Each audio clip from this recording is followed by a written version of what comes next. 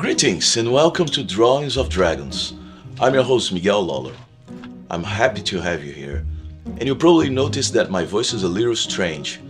I got a cold 2 or 3 days ago, but then I remembered that I had a powerful magical artifact in my collection that could help me, but I couldn't make up my mind to use it, so let me show you.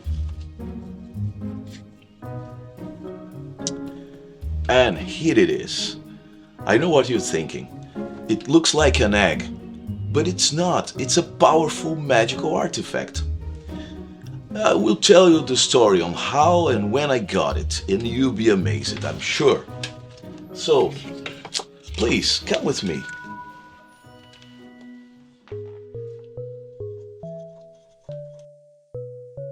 Here I present to you a very curious character whom I encountered in a rather dramatic situation.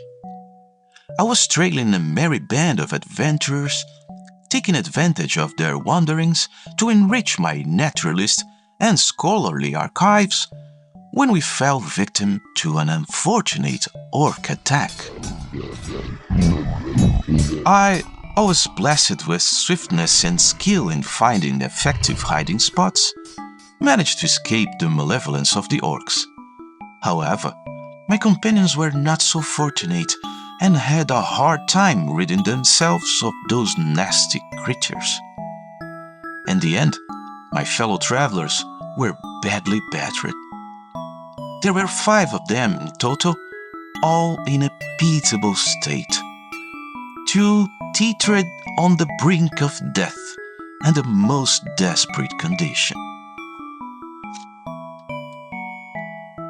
Since I was the only one who had suffered no harm, I was choosing to seek help in a nearby village, a small, remote place called Bottom Well. I promptly complied with the request, following the instructions of the ranger who had lost a leg. Poor soul, a certain Biltrand the Swift, a rather ironic name for someone destined to spend the remainder of his days as a one-legged man, should he survive. But I digress. The truth is, I managed to locate the village, which was only half a league from the spot where we were attacked. I won't describe the wretched hole that place was. Nevertheless, the fact remains that there, the villagers told me about a healer with unparalleled abilities, a true master of the healing arts, a man named Ampola. According to the villagers, Master Ampola traveled from hamlet to hamlet as an itinerant healer with a wagon. They mentioned that he had departed from the village of Bottomwell barely 2 hours ago and shouldn't be too far away.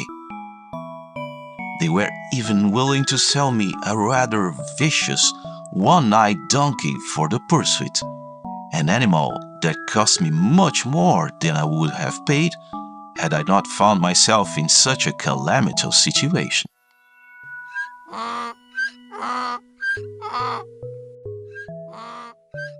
And it was upon this somewhat infamous steed that I eventually discovered the wagon of the renowned healer.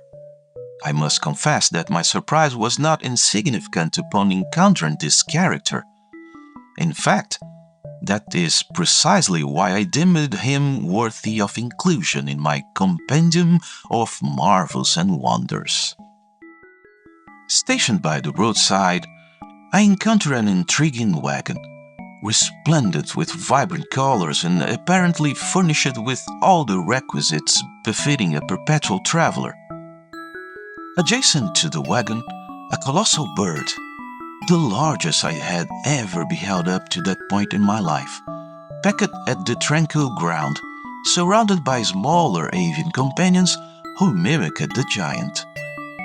This massive creature was harnessed akin to a horse, and I comprehend that its purpose was to tow the wagon. Not far away, beside a makeshift fire, the individual known as Ampola was warming tea or some similar concoction. I endeavored to convey my predicament, or rather that of my unfortunate companions, as succinctly and expeditiously as possible. Master Ampola listened to me with an air of indifference, casting eager glances from his aqueous, glassy eyes. Indeed, his demeanor exuded an aura of insipidity. After I had completed my hasty narrative, the diminutive man, for he was particularly short, scarcely reaching the height of 5 feet, elucidated that he was indeed capable of providing assistance, albeit the direness of the situation necessitated drastic measures. He cautioned me in his dreadfully monotone voice that such services would not come without a considerable cost. "It won't be cheap," said the mighty healer. I responded that my companions had fortunately looted an orc stronghold not long ago, amassing a substantial quantity of gold. I thought I discerned a faint glint in the healer's eyes at the mere mention of the word gold. Upon hearing this, Master Ampola embarked on the journey, trailing behind me with his retinue of birds and his wagon.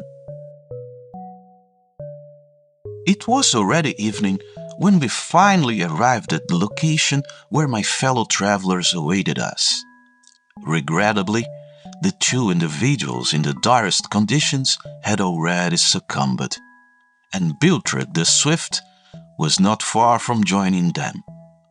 The other two were undoubtedly facing imminent demise if nothing were to be done.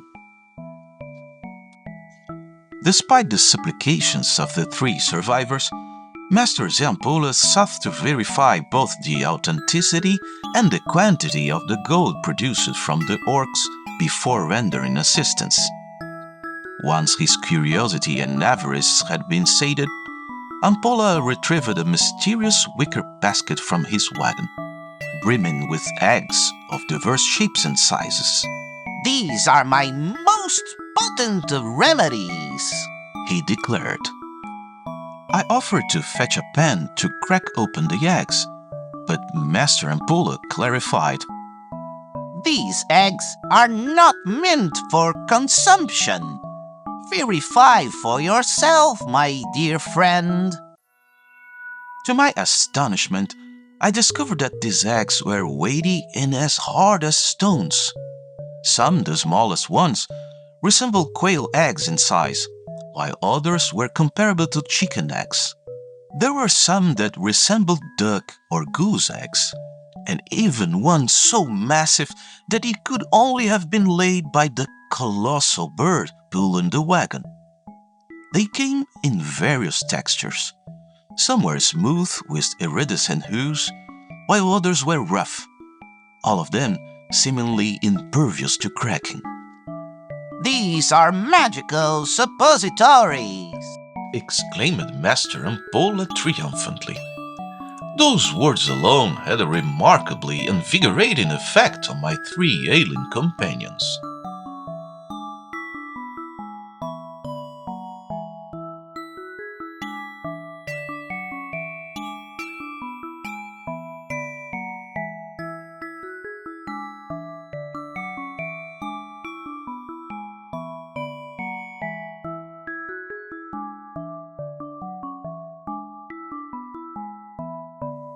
Master Ampola went on to explain that unfortunately they had already surpassed the stage of the quail egg and would likely require the use of duck or even goose eggs. He inquired of poor Biltrand whether he wished to regain his lost leg, casting a knowing glance at the largest of the eggs. To this, the ranger responded that one leg would suit him just fine after all. Without further ado, Master Ampola applied his healing arts to the 3 unfortunate souls. The outcome was truly astonishing, as the patients' countenances immediately regained their vibrant colors. Master Ampola advised them not to attempt walking for a few days, while specifying that some side effects of the treatment should be anticipated later on. This was indeed a candid disclosure on his part. After generously bestowing an egg upon me, Master Ampola bid us farewell and departed with his wagon, his birds, and all the gold my friends had so arduously, let's say, acquired. In the following days, I tended to the 3 recovering patients to the best of my abilities. All 3 not only survived, but also saw their wounds heal remarkably quickly and without any trace of infection. Indeed, some side effects did emerge, though none were life-threatening. Nonetheless, I am apprehensive that a more sedentary lifestyle may await all 3, not only Beltrand the Swift and his new wooden leg. And that is where our paths permanently diverged. Ultimately, I have a vast world to explore and wonders to document. I still possess the egg that Master Ampola left me, all the while hoping that I will never have cause to utilize it. And this is the end of this chapter. I trust you have savored this narrative. Should that be the case, I beseech you to subscribe to my channel and share your thoughts in the comments. Did the tale of Master Ampola captivate your imagination? Would you be inclined to learn more about him or other wondrous creatures? Your sentiments are of great interest to me. Until our paths cross once more, I extend to you wishes of a journey adorned with benevolent wonders.